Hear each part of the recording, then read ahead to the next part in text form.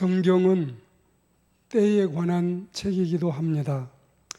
예수 그리스도가 어린 양으로 오실 때도 때가 차서 오셨다는 말씀이 갈라디아 4장 4절 말씀에 있습니다. 그리고 로마서 13장 11절에는 자다가 깰 때가 되었다. 이제 우리의 구원이 처음 믿을 때보다 가까웠다. 이렇게 말씀했고, 에베소 5장 16절에는 세월을 아끼라, 때가 악하니라 말씀했지요. 그리고 고린도후서 6장 2절에는 지금은 은혜 받을 만한 때요, 지금은 구원의 날이다. 이렇게 성경에는 구주가 오실 때, 또 신자가 은혜를 받을 때, 그리고 우리가 구원을 받을 때, 자다가 깰 때, 그리고 밤이 깊고 낮이 가까웠으니 잠옷을 벗을 때, 빛의 갑옷을 입을 때, 근신해서 기도할 때, 그리고 주님이 다시 재림에 오실 때 등등이 우리 가슴을 파고듭니다. 이렇게 때에 관한 언급이 성경에 많고, 또 이 때를 알고 살아가는 자가 복 있는 사람이라고 말씀을 하십니다. 오늘 성경에도 때가 나타나고 있는데, 그 때는 다시 말씀드리지만 다시 오실 예수 그리스도의 재림의 때를 말하고, 이런 재림의 때가 임박했다는 사실을 강조하고 있습니다. 그리고 우리 예수님의 재림에 오실 때가, 이때가 가까웠는데 복 있는 사람이 소개되고 있지요. 그들은 셋이지요.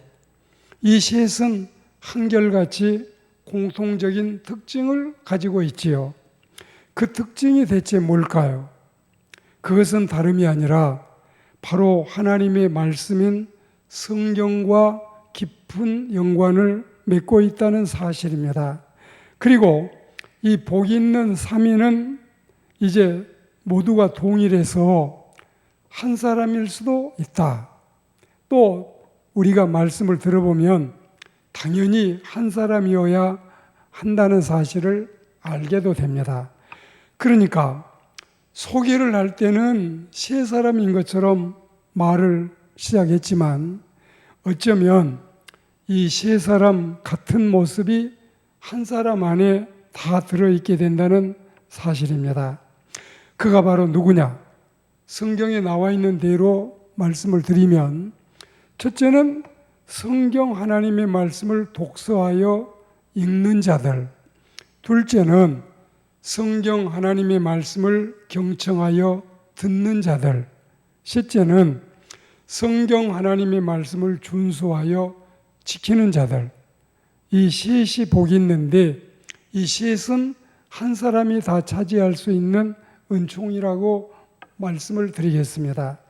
이를테면 이 세 가지 성경에 대한 역할을 한 사람이 다 할 수 있다고 보면 그는 대박 인생이 아닐 수 없고, 2중 3중으로 멀티 코팅한 것처럼 복 있는 사람이 되고, 또 이런 사람들이 수없이 많다고 볼 때 그들은 단수가 아니라 복수로 소개되고 있고, 이들을 일컬어 읽는 자들, 듣는 자들, 준행자들, 이렇게 소개할 수 있습니다.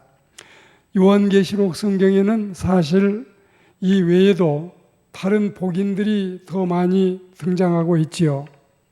이른바 성경학자들은 이들을 7대 복인이라고 하기도 합니다. 자, 첫째는 14장 13절에 주님 안에서 죽음을 맞이하는 자가 복이 있다. 둘째는 16장 15절에 깨어 있어 벌거벗고 돌아다니지 않고 자기 자신의 의복을 지키는 자들이 복이 있다.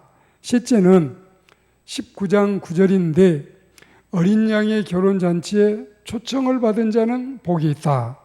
네 번째는 20장 6절에 첫 번째 부활에 참여할 자들이 복이 있다. 다섯 번째는 22장 7절인데 하나님의 말씀을 잘 지키는 자들이 복이 있다.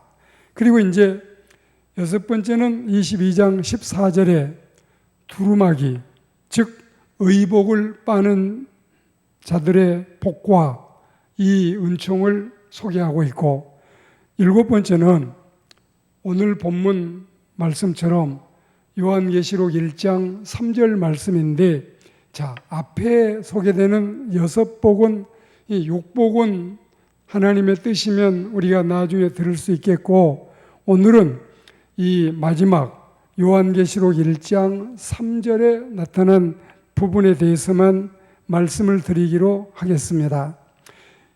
이 예언의 말씀인 성경과 연관해서 복인이라고 지목하는 것은 창세기 시대에서 비롯해서 계시록 시대에 이르기까지 전체 모든 인류 역사에 다 적용이 되지만, 특히 이때에 더욱 복인이 된 것은 예수 그리스도의 재림이 심히 가까운 때가 다 되어서 그야말로 얼마 남지 않은 주님의 재림이 극히 임박했기 때문이라는 사실을 우리가 알아야 되겠습니다. 예수님이 승천하신 이후부터 예수님이 다시 재림에 오실 그때까지는 우리 인간편에서는 항상 이 긴장의 연속이 되어야 되고, 주님의 재림을 학수고대하며 기다리는 순간이 되어야 되고, 또 하나님 편에서 볼 때는 예정되어 있는 때고 정해진 시간에 속해 있다는 사실입니다.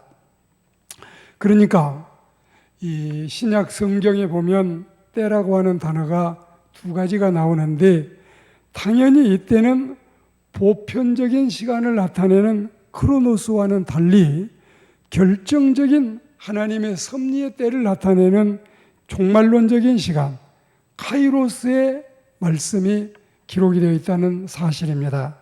인류의 종말이 오고, 그리고 역사의 종말이 오고, 인생 각자에게 개인의 종말이 오는 것은 주님의 재림이 있을 때 비롯되는 일이고, 그때는 성공과의 관계라든지 출세와의 관계라든지 혹은 재물과의 관계나 환락과의 관계, 지상의 땅에 속한 관계, 세속과의 관계라기보다는 주님과의 관계를 말씀하고 있는 겁니다. 그리고 성경 말씀과의 관계를 말씀하고 있고, 구원과의 관계, 영생과 천성과의 관계가 더더욱 중요할 뿐만이 아니라, 직설적으로 말씀을 드리자면 그때는 이 생에 모두가 다 허망해지고 무가치해질 뿐만이 아니라 이 세상의 것은 쇠잔하지만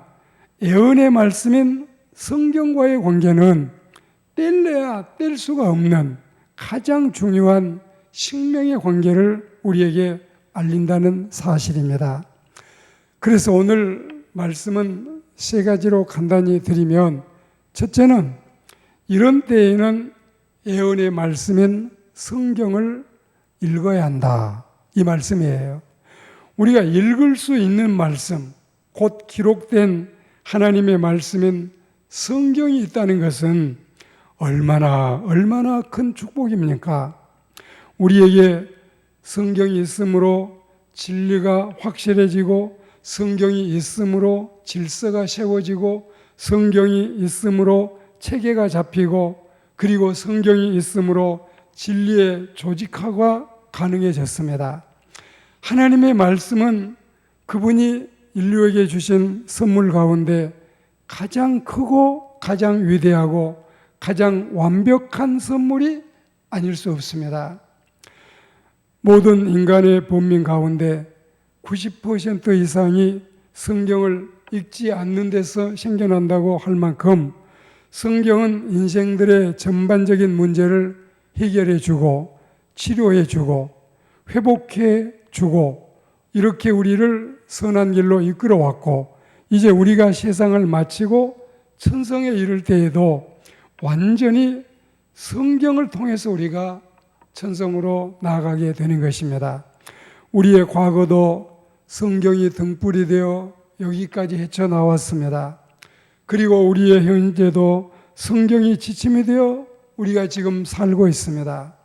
그리고 우리의 장래도 순전히 성경을 통해서 선한 길로 잘 인도함을 받게 되리니 항상 우리는 이 말씀과 생사조립을 같이 해야 되겠습니다. 그리고 두 번째는 이런 때에는 애언의 말씀, 성경의 말씀을 잘 들어야 됩니다. 성경은 육체적인 해결을 해주는 말씀도 있고 또한 영적인 문제를 해결하는 엄청난 은총도 있습니다. 사실은 이게 더 크고 이게 더 진짜이지요.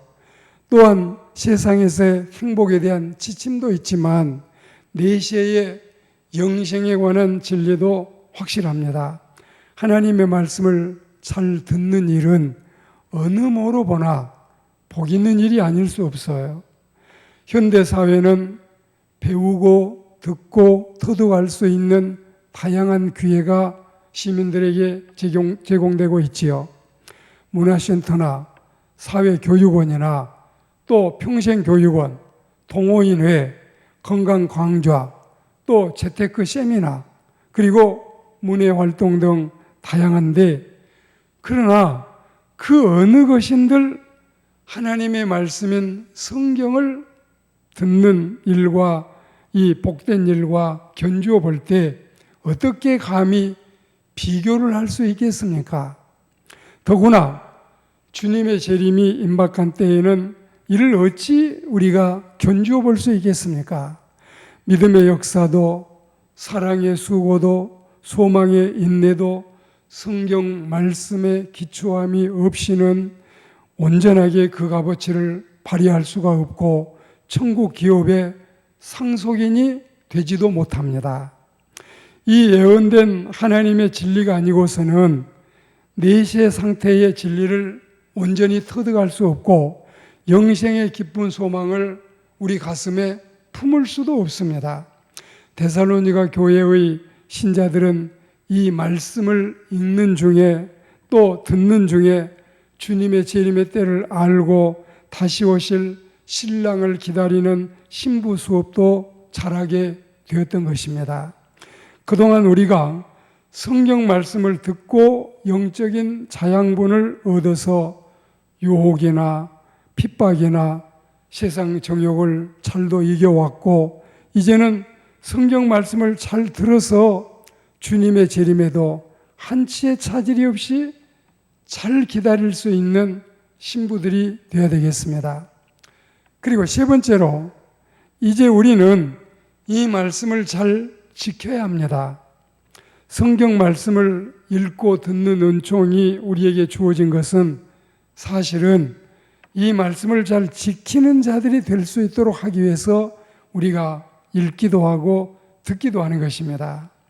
우리가 말씀을 읽었으면 그리고 우리가 말씀을 들었으면 이제는 준행자가 되고 이제는 순종자가 되고 이렇게 함으로써 이중 복인이 되고 삼중 복인이 되고 비로소 온전한 진짜 복인이 되는 것입니다. 우리가 주님의 말씀을 지킬 때 주님도 우리를 지켜주십니다. 성경에 대한 인간의 태도는 세 가지인데 첫째는 아무 말씀도 지키지 않는 자가 있고 두 번째는 지키다가 말다가 하는 자도 있고 세 번째는 하나님의 말씀을 전심으로 지키고 신속히 지키고 끝까지 지키는 자가 있습니다. 전혀 안 지키는 자들, 지키다 말다 하는 자들, 온전히 지키는 자들, 당연히 우리는 온전히 지키는 신자들이 되어야 되겠습니다. 이 셋 중에 누가 복인인 것을 우리는 이미 말씀을 통해서 다 들었고 다 알게 되었고 익히 우리 마음속에 아로새기기 때문에 그렇습니다. 자, 오늘 말씀 속에 이 읽는 자들, 듣는 자들, 또 지키는 자들, 읽는 자는 호아나기노스콘이라고 하는 헬라어가 쓰여져 있고 듣는 자들은 호이 아코온테스, 그리고 지키는 자들은 테론테스, 이렇게 되어 있는데 이들이 다 복인이에요. 읽는 일, 듣는 일, 지키는 일, 하나님의 말씀을 이렇게 가까이 하는 인생은 진짜 복인이다. 우리가 설교 말씀은 더 잘 지키기 위해서 듣습니다. 그리고 우리가 직분을 받는 것은 더 잘 지키기 위해서 받습니다. 우리가 교회에 출석함은 더 잘 지키기 위해서 모이는 것입니다. 우리가 기도를 드리는 일도 더 말씀을 잘 지키기 위해서 기도를 드리지요. 그리고 주님의 복은 더 잘 지키기 위해서 우리가 받기를 사모하는 것입니다. 서울 종로구 안국동에 윤보선 전 대통령의 자택을 방문한 적이 있었습니다. 그때 제 나이 33 젊은 나이였는데 그분은 이제 하늘나라가 멀지 않는 고령이셨어요. 그런데도 불구하고 하나님의 종이 왔다고 기도해달라는 그 겸손한 모습, 저는 두려운 마음으로 또 기도하는 일을 기꺼이 해냈습니다. 그리고 얼마 후에 그 윤보선 대통령이 세상을 떠나갈 때 옆에 공덕기 여사께서, 물론 과거에 영부인이고 교회에서는 권사님이신데, 그분이 그래서 여보, 이제 아무것도 필요 없어요. 주님 앞에 갈 때는 이제 아무것도 필요 없어요. 예수님의 옷자락만 꼭 붙잡으세요. 여러분, 지금 우리도 이런 때를 살고 있습니다. 언젠가는 우리가 그렇게 좋아하고, 우리가 그토록 추구하고, 우리가 그토록 내 에너지를 다 쏟아서 모으고자 했던 재물이나 부귀영화나 인기나 세상의 출세, 세상의 성공도 다 필요 없을 때가 있고, 오직 주님의 옷자락만 부여잡고 하나님 앞에 갈 그때만 우리에게 남아있을 것입니다. 이런 은혜로운 인생을 살다가, 이런 복인으로 살다가 우리 모두 하나님 앞에 이를 수 있게 되기를 주의 이름으로 축복합니다.